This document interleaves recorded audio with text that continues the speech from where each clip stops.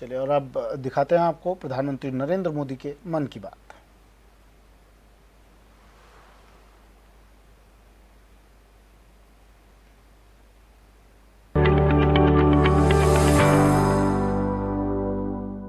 मेरे प्यारे देशवासियों, नमस्कार। आज 26 जुलाई है और आज का दिन बहुत खास है। आज कारगिल विजय दिवस है। 21 साल पहले आज के ही दिन कारगिल के युद्ध में हमारी सेना ने भारत की जीत का झंडा फहराया था। साथियों, कारगिल का युद्ध जिन परिस्थितियों में हुआ था वो भारत कभी नहीं भूल सकता। पाकिस्तान ने बड़े बड़े मंसूबे पालकर भारत की भूमि हथियाने और अपने यहाँ चल रहे आंतरिक कलह से ध्यान भटकाने को लेकर दुस्साहस किया था। भारत तब पाकिस्तान से अच्छे संबंधों के लिए प्रयासरत था, लेकिन कहा जाता है ना, बैरू अकारन सब काहू सौ, जो कर हित अनहित ताहू सौ। यानी दुष्ट का स्वभाव ही होता है हर किसी से बिना वजह दुश्मनी करना। ऐसे स्वभाव के लोग जो हित करता है उसका भी नुकसान ही सोचते हैं। इसलिए भारत की मित्रता के जवाब में पाकिस्तान द्वारा पीठ में छुरा घोंपने की कोशिश हुई थी, लेकिन उसके बाद भारत की वीर सेना ने जो पराक्रम दिखाया, भारत ने अपनी जो ताकत दिखाई, उसे पूरी दुनिया ने देखा। आप कल्पना कर सकते हैं, ऊंचे पहाड़ों पर बैठा हुआ दुश्मन और नीचे से लड़ रही हमारी सेनाएं, हमारे वीर जवान। लेकिन जीत पहाड़ की ऊंचाई की नहीं, भारत की सेनाओं के ऊंचे हौसले और सच्ची वीरता की हुई। साथियों, उस समय मुझे भी करगिल जाने और हमारे जवानों की वीरता के दर्शन का सौभाग्य मिला। वो दिन मेरे जीवन के सबसे अनमोल क्षणों में से एक है। मैं देख रहा हूं कि आज देश भर में लोग कारगिल विजय को याद कर रहे हैं। सोशल मीडिया पर एक हैशटैग करेज इन करगिल के साथ लोग अपने वीरों को नमन कर रहे हैं। जो शहीद हुए हैं उन्हें श्रद्धांजलि दे रहे हैं। मैं आज सभी देशवासियों की तरफ से हमारे इन वीर जवानों के साथ साथ उन वीर माताओं को भी नमन करता हूं जिन्होंने मां भारती के सच्चे सपूतों को जन्म दिया। मेरा देश के नौजवानों से आग्रह है कि आज दिन भर कारगिल विजय से जुड़े हमारे जाबाजों की कहानियां, वीर माताओं के त्याग के बारे में एक दूसरे को बताएं, शेयर करें। मैं साथियों आपसे एक आग्रह करता हूं। आज एक वेबसाइट है www.gallantryawards.gov.in। आप उसको जरूर विजिट करें। वहां आपको हमारे वीर पराक्रमी योद्धाओं के बारे में, उनके पराक्रम के बारे में बहुत सारी जानकारियां प्राप्त होगी। और वो जानकारियां जब आप अपने साथियों के साथ चर्चा करेंगे, उनके लिए भी प्रेरणा का कारण बनेगी। आप जरूर इस वेबसाइट को विजिट कीजिए और मैं तो कहूंगा बार बार कीजिए। साथियों, कारगिल युद्ध के समय अटल जी ने लाल किले से जो कहा था वो आज भी हम सभी के लिए बहुत प्रासंगिक है। अटल जी ने तब देश को गांधी जी के एक मंत्र की याद दिलाई थी। महात्मा गांधी का मंत्र था कि यदि किसी को कभी कोई दुविधा हो कि उसे क्या करना क्या न करना, तो उसे भारत के सबसे गरीब और असहाय व्यक्ति के बारे में सोचना चाहिए। उसे ये सोचना चाहिए कि जो वो करने जा रहा है उससे उस व्यक्ति की भलाई होगी या नहीं होगी। गांधी जी के इस विचार से आगे बढ़कर अटल जी ने कहा था कि करगिल युद्ध ने हमें एक दूसरा मंत्र दिया है। ये मंत्र था, कोई महत्वपूर्ण निर्णय लेने से पहले हम ये सोचें कि क्या हमारा ये कदम उस सैनिक के सम्मान के अनुरूप है जिसने उन दुर्गम पहाड़ियों में अपने प्राणों की आहुति दी थी। आइए अटल जी की आवाज में ही उनकी इस भावना को हम सुने, समझे और समय की मांग है कि उसे स्वीकार करें। हम सभी को याद है कि गांधी जी ने हमें एक मंत्र दिया था। उन्होंने कहा था कि यदि कोई दुविधा हो कि तुम्हें क्या करना है, तो तुम भारत के उस सबसे असहाय व्यक्ति के बारे में सोचो और स्वयं से पूछो कि क्या तुम जो करने जा रहे हो उससे उस व्यक्ति की भलाई होगी। कारगिल ने हमें दूसरा मंत्र दिया है, कोई महत्वपूर्ण निर्णय लेने से पहले हम ये सोचें कि क्या हमारा ये कदम उस सैनिक के सम्मान के अनुरूप है जिसने उन दुर्गम पहाड़ियों में अपने प्राणों की आहुति दी थी। साथियों, युद्ध की परिस्थिति में हम जो बात कहते हैं, करते हैं, उसका सीमा पर डटे सैनिक के मनोबल पर, उसके परिवार के मनोबल पर बहुत गहरा असर पड़ता है। ये बात हमें कभी भूलनी नहीं चाहिए और इसलिए हमारा आचार, हमारा व्यवहार, हमारी वाणी, हमारे बयान, हमारी मर्यादा, हमारे लक्ष्य, सभी कसौटी में ये जरूर रहना चाहिए कि हम जो कर रहे हैं, कह रहे हैं, उससे सैनिकों का मनोबल बढ़े, उनका सम्मान बढ़े। राष्ट्र सर्वोपरि का मंत्र लिए एकता के सूत्र में बंधे देशवासी हमारे सैनिकों की ताकत को कई हजार गुना बढ़ा देते हैं। हमारे यहाँ तो कहा गया है ना, संगे शक्ति कलौ युगे। कभी कभी हम इस बात को समझे बिना सोशल मीडिया पर ऐसी चीजों को बढ़ावा दे देते हैं जो हमारे देश का बहुत नुकसान करती है। कभी कभी जिज्ञासावत फॉरवर्ड करते रहते हैं, पता है गलत है लेकिन करते रहते हैं। आजकल युद्ध केवल सीमाओं पर ही नहीं लड़े जाते हैं, देश में भी कई मोर्चों पर एक साथ लड़ा जाता है और हर एक देशवासी को उसमें अपनी भूमिका तय करनी होती है। हमें भी अपनी भूमिका देश की सीमा पर दुर्गम परिस्थितियों में लड़ रहे सैनिकों को याद करते हुए तय करनी होगी। मेरे प्यारे देशवासियों, पिछले कुछ महीनों से पूरे देश ने एकजुट होकर जिस तरह कोरोना से मुकाबला किया है, उसने अनेक आशंकाओं को गलत साबित कर दिया है। आज हमारे देश में रिकवरी रेट अन्य देशों के मुकाबले बेहतर है। साथ ही हमारे देश में कोरोना से मृत्यु दर भी दुनिया के ज्यादातर देशों से काफी कम है। निश्चित रूप से एक भी व्यक्ति को खोना दुखद है, लेकिन भारत अपने लाखों देशवासियों का जीवन बचाने में सफल भी रहा है। लेकिन साथियों, कोरोना का खतरा टला नहीं है। कई स्थानों पर यह तेजी से फैल रहा है। हमें बहुत ही ज्यादा सतर्क रहने की जरूरत है। हमें ये ध्यान रखना है कि कोरोना अब भी उतना ही घातक है जितना शुरू में था। इसलिए हमें पूरी सावधानी बरतनी है। चेहरे पर मास्क लगाना या गमछे का उपयोग करना, 2 गज की दूरी, लगातार हाथ धोना, कहीं पर भी थूकना नहीं, साफ सफाई का पूरा ध्यान रखना, यही हमारे हथियार हैं जो हमें कोरोना से बचा सकते हैं। कभी कभी हमें मास्क से तकलीफ होती है और मन करता है कि चेहरे पर से मास्क हटा दें। बातचीत करना शुरू करते हैं, जब मास्क की जरूरत होती है ज्यादा, उसी समय मास्क हटा देते हैं। ऐसे समय मैं आपसे आग्रह करूंगा, जब भी आपको मास्क के कारण परेशानी फील होती हो, मन करता हो उतार देना है, तो पल भर के लिए उन डॉक्टर्स का स्मरण कीजिए, उन नर्सों का स्मरण कीजिए, हमारे उन कोरोना वॉरियर्स का स्मरण कीजिए। आप देखिए, वो मास्क पहन करके घंटों तक लगातार हम सबके जीवन को बचाने के लिए जुटे रहते हैं। 8-8, 10-10 घंटे तक मास्क पहने रखते हैं। क्या उनको तकलीफ नहीं होती होगी?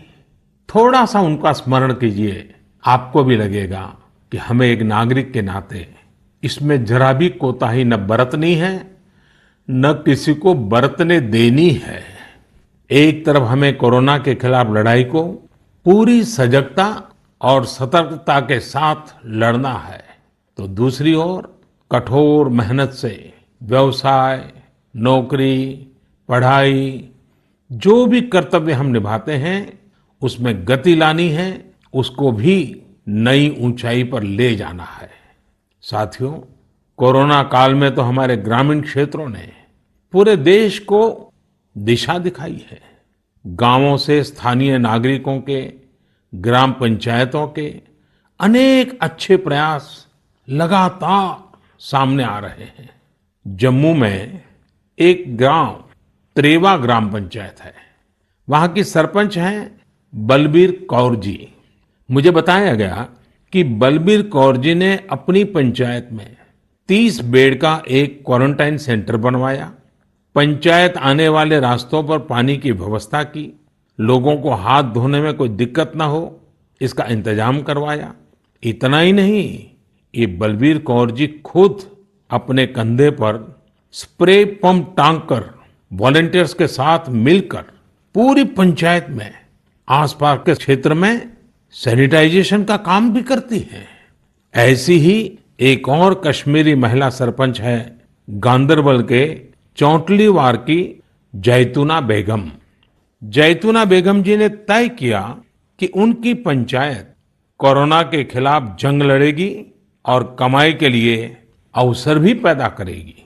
उन्होंने पूरे इलाके में फ्री मास्क बांटे, फ्री राशन बांटा, साथ ही उन्होंने लोगों को फसलों के बीज और सेब के पौधे भी दिए ताकि लोगों को खेती में, बागवानी में दिक्कत ना आए। साथियों, कश्मीर से एक और प्रेरक घटना है। यहां अनंतनाग में म्युनिसिपल प्रेसिडेंट है श्रीमान मोहम्मद इकबाल। उन्हें अपने इलाके में सैनिटाइजेशन के लिए स्प्रेयर की जरूरत थी। उन्होंने जानकारी जुटाई तो पता चला कि मशीन दूसरे शहर से लानी पड़ेगी और कीमत भी होगी 6 लाख रुपए। तो श्रीमान इकबाल जी ने खुद ही प्रयास करके अपने आप स्प्रेयर मशीन बना ली और वो भी केवल 50,000 रुपये में। ऐसे कितने ही और उदाहरण हैं। पूरे देश में कोने कोने में ऐसी कई प्रेरक घटनाएं रोज सामने आती हैं। ये सभी अभिनंदन के अधिकारी हैं।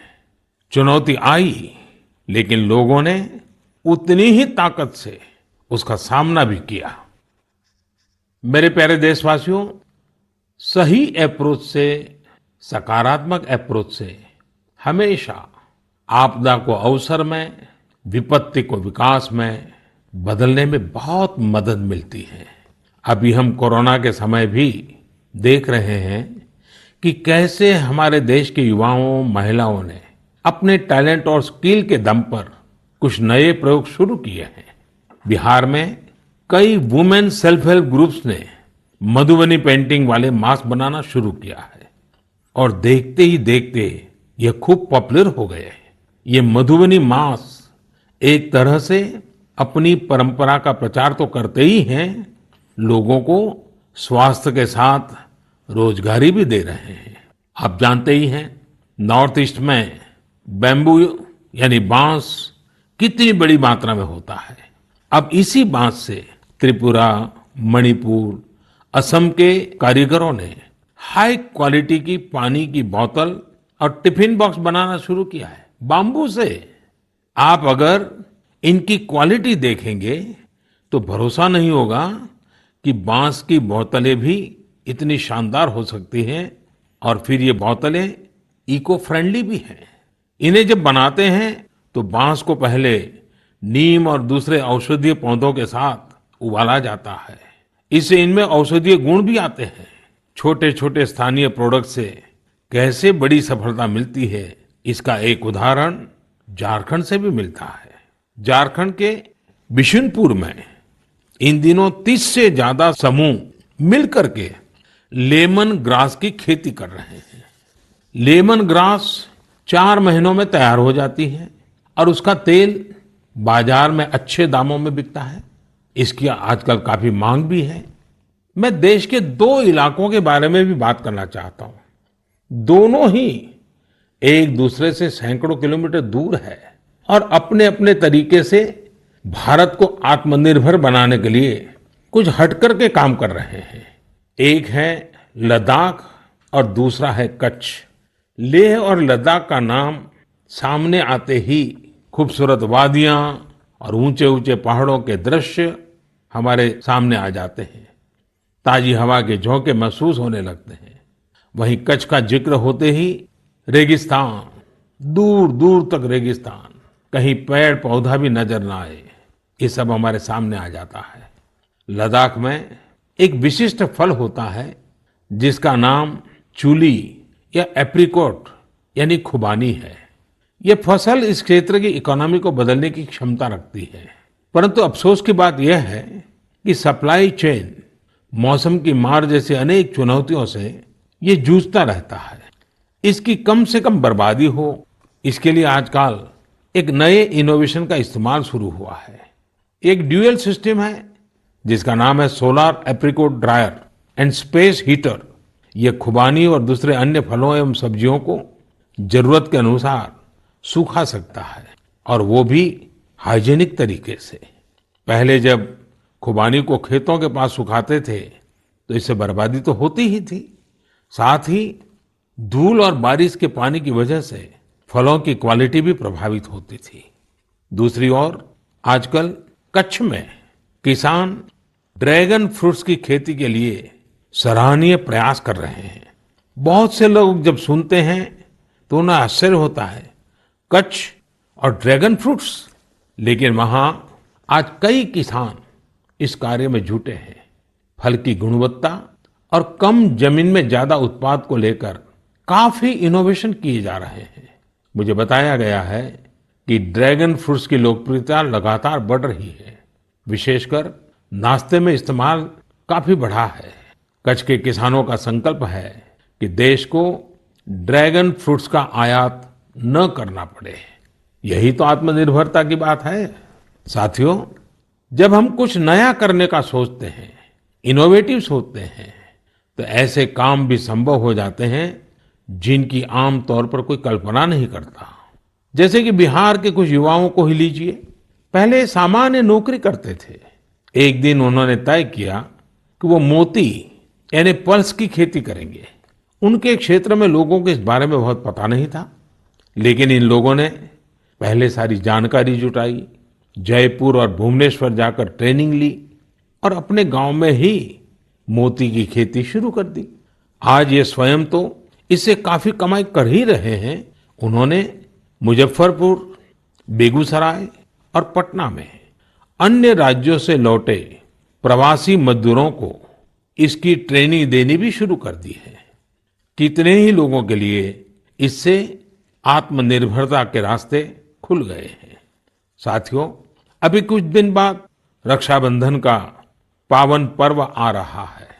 मैं इन दिनों देख रहा हूं कि कई लोग और संस्थाएं इस बार रक्षाबंधन को अलग तरीके से मनाने का अभियान चला रहे हैं। कई लोग इसे वोकल फॉर लोकल से भी जोड़ रहे हैं, और बात भी सही है। हमारे पर्व हमारे समाज के, हमारे घर के पास ही किसी व्यक्ति का व्यापार बढ़े, उसका भी पर्व खुशहाल हो, तब पर्व का आनंद कुछ और ही हो जाता है। सभी देशवासियों को रक्षाबंधन की बहुत बहुत शुभकामनाएं। साथियों, 7 अगस्त को नेशनल हैंडलूम डे है। भारत का हैंडलूम, हमारा हैंडीक्राफ्ट अपने आप में सैकड़ों वर्षों का गौरवमय इतिहास समेटे हुए है। हम सभी का प्रयास होना चाहिए कि न सिर्फ भारतीय हैंडलूम और हैंडीक्राफ्ट का ज्यादा से ज्यादा उपयोग करें, बल्कि इसके बारे में हमें ज्यादा से ज्यादा लोगों को बताना भी चाहिए। भारत का हैंडलूम और हैंडीक्राफ्ट कितना रिच है, इसमें कितनी विविधता है, ये दुनिया जितना ज्यादा जानेगी उतना ही हमारे लोकल कारीगरों और बुनकरों को लाभ होगा। साथियों, विशेषकर मेरे युवा साथियों, हमारा देश बदल रहा है। कैसे बदल रहा है, कितनी तेजी से बदल रहा है, कैसे कैसे क्षेत्रों में बदल रहा है। एक सकारात्मक सोच के साथ अगर निगाह डालें तो हम खुद अचंभित रह जाएंगे। एक समय था जब खेलकूद से लेकर के अन्य सेक्टर्स में अधिकतर लोग या तो बड़े बड़े शहरों से होते थे या बड़े बड़े परिवार से या फिर नामी गिरामी स्कूल या कॉलेज से होते थे। अब देश बदल रहा है। गांवों से, छोटे शहरों से, सामान्य परिवार से हमारे युवा आगे आ रहे हैं, सफलता के नए शिखर चूम रहे हैं। ये लोग संकटों के बीच भी नए नए सपने संजोते हुए आगे बढ़ रहे हैं। कुछ ऐसा ही हमें अभी हाल ही में जो बोर्ड एग्जाम्स के रिजल्ट आए उसमें भी दिखता है। आज मन की बात में हम कुछ ऐसे ही प्रतिभाशाली बेटे बेटियों से बात करते हैं। ऐसी ही एक प्रतिभाशाली बेटी है कृतिका नांदल। कृतिका जी हरियाणा में पानीपत से हैं। हेलो कृतिका जी, नमस्ते। नमस्ते सर। इतने अच्छे परिणाम के लिए आपको बहुत बहुत बधाई। धन्यवाद सर। और आपको तो इन दिनों टेलीफोन लेते लेते भी आप थक गई होगी, इतने सारे लोगों के फोन आते होंगे। जी सर। और जो लोग बधाई देते हैं वो भी गर्व महसूस करते होंगे कि वो आपको जानते हैं। आपको कैसा लग रहा है? सर बहुत अच्छा लग रहा है। पेरेंट्स को प्राउड फील करा के खुद को भी इतना प्राउड फील हो रहा है। अच्छा, ये बताइए कि आपकी सबसे बड़ी प्रेरणा कौन है? सर मेरी मम्मी है सबसे बड़ी प्रेरणा तो मेरी। वाह। अच्छा, आप मम्मी से क्या सीख रही है? सर उन्होंने अपनी जिंदगी में इतनी मुश्किलें देखी फिर भी वो इतनी बोल्ड और इतनी स्ट्रोंग है। सर उन्हें देख देख के इतनी प्रेरणा मिलती है कि मैं भी उन्हीं की तरह बनूं। माँ कितनी पढ़ी लिखी हैं? सर बीए की है उन्होंने। बीए किया हुआ है? जी सर। अच्छा, तो माँ आपको सिखाती भी होगी? जी सर सिखाती हैं, दुनियादारी के बारे में हर बात बताती है। वह डांटती भी होगी? जी सर डांटती भी है। अच्छा बेटा, आप आगे क्या करना चाहती हैं? सर हम डॉक्टर बनना चाहते हैं। अरे वाह। MBBS। देखिए, डॉक्टर बनना आसान काम नहीं है। जी सर। डिग्री तो प्राप्त कर लेगी क्योंकि आप बड़ी तेजस्वी हो बेटा, लेकिन डॉक्टर का जीवन जो है वो समाज के लिए बहुत समर्पित होता है। जी सर। उसको कभी रात को चैन से सो भी नहीं सकता है, कभी भी पेशेंट का फोन आ जाता है, अस्पताल से फोन आ जाता है, उसको दौड़ना पड़ता है। एक प्रकार से 24/7 365 डेज डॉक्टर की जिंदगी लोगों की सेवा में लगी रहती है। Yes sir. और खतरा भी रहता है क्योंकि कभी पता नहीं आजकल के जिस प्रकार की बीमारियां हैं, तो डॉक्टर के सामने भी बहुत बड़ा संकट रहता है। जी सर। अच्छा कृतिका, हरियाणा तो खेलकूद में पूरे हिंदुस्तान के लिए हमेशा ही प्रेरणा देने वाला, प्रोत्साहन देने वाला राज्य रहा है। हाँ जी सर। तो आप भी तो कुछ खेलकूद में भाग लेती हैं क्या? कुछ खेलकूद पसंद है क्या आपको? सर बास्केटबॉल खेलते थे स्कूल में थे जब। अच्छा, आपकी ऊंचाई कितनी है? ज्यादा है ऊंचाई? नहीं सर 5'2" की है। अच्छा, तो फिर तुम्हारे खेल में पसंद करते हैं? सर वो तो बस पैशन है, खेल लेते हैं। अच्छा अच्छा। चलिए कृतिका जी, आपके माता जी को मेरी तरफ से प्रणाम कहिए। उन्होंने आपको इस प्रकार के योग्य बनाया, आपके जीवन को बनाया। आपकी माता जी को प्रणाम और आपको बहुत बहुत बधाई, बहुत बहुत शुभकामनाएं। धन्यवाद सर। आइए अब हम चलते हैं केरला, एर्नाकुलम। केरला के नौजवान से बात करेंगे। हेलो। हेलो सर, नमस्कार। So Vinayak, congratulations. Thank you sir. शाबाश विनायक, शाबाश। Thank So you how is the Josh? Hi sir. Do you play any sport? Badminton. Badminton? Yes. In a school or you had any chance to take a training? No, in school we have already get some training Mm-hmm. From our teachers, so thus and we get opportunity to participate outside Wow. from the school itself. How many states you have visited? I have visited only Kerala and Tamil Nadu. Only Kerala and Tamil Nadu. Yes. So would you like to visit Delhi? Yes sir, now I am applying Delhi University for my higher studies. Wow. So you are coming to Delhi. Yes sir.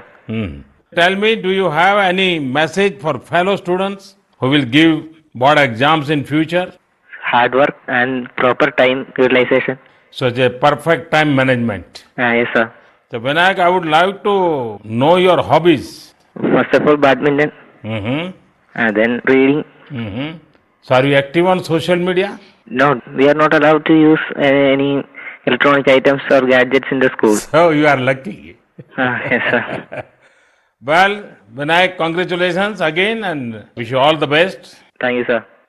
आइए हम उत्तर प्रदेश चलते हैं। उत्तर प्रदेश में अमरोहा के श्रीमान उस्मान सैफी से बात करेंगे। हेलो उस्मान, बहुत बहुत बधाई, आपको ढेरों ढेरों बधाई। Thank you sir. अच्छा, अब उस्मान बताइए कि आपने जो चाहा था वही रिजल्ट मिला कि कुछ कम आया? नहीं, जो चाहा था वही मिला है। मेरे पेरेंट्स भी बहुत खुश हैं। वाह। अच्छा, परिवार में और भाई भी बहुत इतने ही तेजस्वी हैं कि घर में आप ही हैं जो इतने तेजस्वी हैं? सिर्फ मैं ही हूँ। मेरा भाई वो थोड़ा सा शरारती है, बाकी मुझे लेकर बहुत खुश रहता है। अच्छा अच्छा। अच्छा, आप जब पढ़ रहे थे तो उस्मान आपका पसंदीदा विषय क्या था? मैथमेटिक्स। अरे वाह। तो मैथमेटिक्स में क्या रुचि रहती थी, कैसे हुआ, किस टीचर ने आपको प्रेरित किया? जी, हमारे एक सब्जेक्ट टीचर रजत सर, उन्होंने मुझे प्रेरणा दी और वो बहुत अच्छा पढ़ाते हैं और मैथमेटिक्स शुरू से ही मेरा अच्छा रहा है और वो काफी इंटरेस्टिंग सब्जेक्ट भी है। तो जितना ज्यादा करते हैं उतना ज्यादा इंटरेस्ट आता है, तो इसलिए मेरा फेवरेट सब्जेक्ट। आपको मालूम है एक ऑनलाइन वैदिक मैथमेटिक्स के क्लासेस चलते हैं? Yes sir. हाँ, कभी ट्राई किया है इसका? नहीं सर, अभी नहीं किया। आप देखिए, बहुत सारे आपके दोस्तों को लगेगा जैसे आप जादूगर है, क्योंकि कंप्यूटर की स्पीड से आप गिनती कर सकते हैं। वैदिक मैथमेटिक्स की बहुत सरल टेक्निक्स हैं और आजकल वो ऑनलाइन पर भी अवेलेबल होते हैं। जी सर। क्योंकि आपकी मैथमेटिक्स में इंटरेस्ट है तो बहुत सी नई नई चीजें भी आप दे सकते हैं। जी सर। अच्छा उस्मान, आप खाली समय में क्या करते हैं? खाली समय में सर कुछ न कुछ लिखता रहता हूँ मैं। मुझे लिखने में बहुत इंटरेस्ट आता है। अरे वाह, मतलब आप मैथमेटिक्स में रुचि लेते हैं, लिटरेचर में भी रुचि लेते हैं? Yes sir. क्या लिखते हैं? कविताएं लिखते हैं, शायरियां लिखते हैं? कुछ भी करंट अफेयर से रिलेटेड कोई भी टॉपिक हो उस पर लिखता रहता हूँ। नई नई जानकारियां मिलती रहती हैं, जैसे जीएसटी चला था और हमारा नोटबंदी, सब चीज। अरे वाह। कॉलेज की पढ़ाई करने के लिए आगे का क्या प्लान बना रहे हैं? सर, मेरा जी मेंस का फर्स्ट अटेम्प्ट क्लियर हो चुका है और अब मैं सितंबर के लिए सेकंड अटेम्प्ट में अब बैठूंगा। मेरा मेन एम है कि मैं पहले आईआईटी से बैचलर डिग्री लूं और उसके बाद सिविल सर्विसेज में जाऊं और एक आईएएस बनूं। अरे वाह। अच्छा, आप टेक्नोलॉजी में भी रुचि लेते हैं? यस सर, इसलिए मैंने आईटी ऑप्ट किया है। फर्स्ट टाइम बैच था आईटी का। अच्छा, चलिए उस्मान, मेरी तरफ से बहुत शुभकामनाएं हैं। और आपका भाई शरारती है तो आपका समय भी अच्छा जाता होगा। और आपके माताजी पिताजी को भी मेरी तरफ से प्रणाम कहिए, उन्होंने आपको इस प्रकार से अवसर दिया, आपका हौसला बुलंद किया। और ये मुझे अच्छा लगा कि आप पढ़ाई के साथ साथ करंट इश्यूज पर अध्ययन भी करते हैं और लिखते भी हैं। देखिए, लिखने का फायदा ये होता है कि आपके विचार में शार्पनेस आती है। बहुत बहुत अच्छा फायदा होता है लिखने से। तो बहुत बहुत बधाई मेरी तरफ से। Thank you sir. आइए चलिए फिर एकदम से नीचे साउथ में चले जाते हैं, तमिलनाडु। नामक्कल से बेटी कनिका से बात करेंगे और कनिका की बात तो बहुत ही इंस्पिरेशनल है। कनिका जी, वणक्कम। वणक्कम sir. How are you? Fine sir. First of all, I would like to congratulate you for your great success. Thank you, sir. When I hear of Namakkal, I think of the Anjaneya temple. Yes, sir.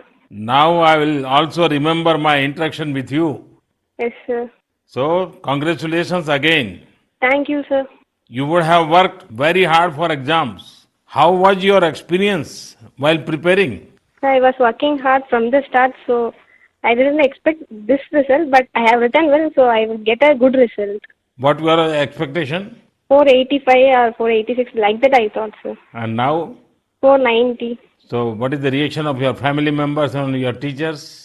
They were so happy and they were so proud, sir. Which was your favorite subject? Mathematics. Oh, and what are your future plans? I am going to become a doctor, if possible, in AFMC, sir. And your family members are also in a medical profession or somewhere else? Oh, sir, my father is a driver, but my sister is studying MBBS, sir. अरे वाह.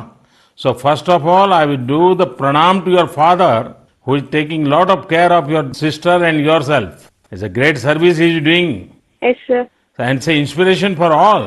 Yes, sir. So my congratulations to you, your sister and your father and your family. Thank you, sir. साथियों, ऐसे और भी कितने युवा दोस्त हैं, कठिन परिस्थितियों में भी जिनके हौसले की, जिनकी सफलता की कहानियां हमें प्रेरित करती हैं। मेरा मन था कि ज्यादा से ज्यादा युवा साथियों से बात करने का मौका मिले, लेकिन समय की भी कुछ मर्यादाएं रहती हैं। मैं सभी युवा साथियों को यह आग्रह करूंगा कि वो अपनी कहानी, अपनी जुबानी जो देश को प्रेरित कर सके, वो हम सबके साथ जरूर साझा करें। मेरे प्यारे देशवासियों, 7 समंदर पार भारत से हजारों मील दूर एक छोटा सा देश है जिसका नाम है सूरीनाम। भारत के सूरीनाम के साथ बहुत ही करीबी संबंध है। 100 साल से भी ज्यादा समय पहले भारत से लोग वहां गए और उसे ही अपना घर बना लिया। आज चौथी, 5वीं पीढ़ी वहां पर है। आज सूरीनाम में 1/4 से अधिक लोग भारतीय मूल के हैं। क्या आप जानते हैं, वहां की आम भाषाओं में से एक सरनामी भी भोजपुरी की ही एक बोली है। इन सांस्कृतिक संबंधों को लेकर हम भारतीय काफी गर्व महसूस करते हैं। हाल ही में श्री चंद्रिका प्रसाद संतोखी सूरीनाम के नए राष्ट्रपति बने हैं। वे भारत के मित्र हैं और उन्होंने साल 2018 में आयोजित person of Indian origin PIO parliamentary conference में भी हिस्सा लिया था। श्री चंद्रिका प्रसाद संतोखी जी ने शपथ की शुरुआत वेद मंत्रों के साथ की। वे संस्कृत में बोले, उन्होंने वेदों का उल्लेख किया और ओम शांति शांति शांति के साथ अपनी शपथ पूर्ण करी। अपने हाथ में वेद लेकर वे बोले, मैं चंद्रिका प्रसाद संतोखी। और आगे उन्होंने शपथ में क्या कहा, उन्होंने वेद का ही एक मंत्र का उच्चारण किया। उन्होंने कहा, ओम अग्ने व्रतपते व्रतम चरिष्यामि तच्छकेयम तन्मे रद्यताम इदमहम नुतात सत्यमुपैमि। यानी, हे अग्नि, संकल्प के देवता, मैं एक प्रतिज्ञा कर रहा हूं, मुझे इसके लिए शक्ति और सामर्थ्य प्रदान करें, मुझे असत्य से दूर रहने और सत्य की ओर जाने का आशीर्वाद प्रदान करें। सच में यह हम सभी के लिए गौरवान्वित होने वाली बात है। मैं श्री चंद्रिका प्रसाद संतोखी को बधाई देता हूं और अपने राष्ट्र की सेवा करने के लिए 130 करोड़ भारतीयों की ओर से उन्हें शुभकामनाएं देता हूं। मेरे प्यारे देशवासियों, इस समय बारिश का मौसम भी है। पिछली बार भी मैंने आपसे कहा था कि बरसात में गंदगी और उनसे होने वाली बीमारियों का खतरा बढ़ जाता है, अस्पतालों में भीड़ भी बढ़ जाती है। इसलिए आप साफ सफाई पर बहुत ज्यादा ध्यान दें। इम्यूनिटी बढ़ाने वाली चीजें, आयुर्वेदिक काढ़ा वगैरह लेते रहें। कोरोना संक्रमण के समय में हम अन्य बीमारियों से दूर रहें, हमें अस्पताल के चक्कर न लगाने पड़े, इसका पूरा ख्याल रखना होगा। साथियों, बारिश के मौसम में देश का एक बड़ा हिस्सा बाढ़ से भी जूझ रहा है। बिहार, असम जैसे राज्यों के कई क्षेत्रों में तो बाढ़ ने काफी मुश्किलें पैदा की हुई है। यानी एक तरफ कोरोना है तो दूसरी तरफ ये एक और चुनौती है। ऐसे में सभी सरकारें, NDRF की टीमें, राज्य की आपदा नियंत्रण टीमें, स्वयंसेवी संस्थाएं सब एक साथ मिलकर जुटे हुए हैं। हर तरह से राहत और बचाव के काम कर रहे हैं। इस आपदा से प्रभावित सभी लोगों के साथ पूरा देश खड़ा है। साथियों, अगली बार जब हम मन की बात में मिलेंगे, उसके पहले ही 15 अगस्त भी आने वाला है। इस बार 15 अगस्त भी अलग परिस्थितियों में होगा। कोरोना महामारी की इस आपदा के बीच होगा। मेरा अपने युवाओं से, सभी देशवासियों से अनुरोध है कि हम स्वतंत्रता दिवस पर महामारी से आजादी का संकल्प लें, आत्मनिर्भर भारत का संकल्प लें, कुछ नया सीखने और सिखाने का संकल्प लें, अपने कर्तव्यों के पालन का संकल्प लें। हमारा देश आज जिस ऊंचाई पर है वो कई ऐसी महान विभूतियों की तपस्या की वजह से हैं जिन्होंने राष्ट्र निर्माण के लिए अपना जीवन समर्पित कर दिया। उन्हीं महान विभूतियों में से एक है लोकमान्य तिलक। 1 अगस्त 2020 को लोकमान्य तिलक जी की 100वीं पुण्यतिथि है। लोकमान्य तिलक जी का जीवन हम सभी के लिए बहुत बड़ी प्रेरणा है, हम सभी को बहुत कुछ सिखाता है। अगली बार जब हम मिलेंगे तो फिर ढेर सारी बातें करेंगे, मिलकर कुछ नया सीखेंगे और सबके साथ साझा करेंगे। आप सब अपना ख्याल रखिए, अपने परिवार का ख्याल रखिए और स्वस्थ रहिए। सभी देशवासियों को आने वाले सभी पर्वों की बहुत बहुत शुभकामनाएं। बहुत बहुत धन्यवाद।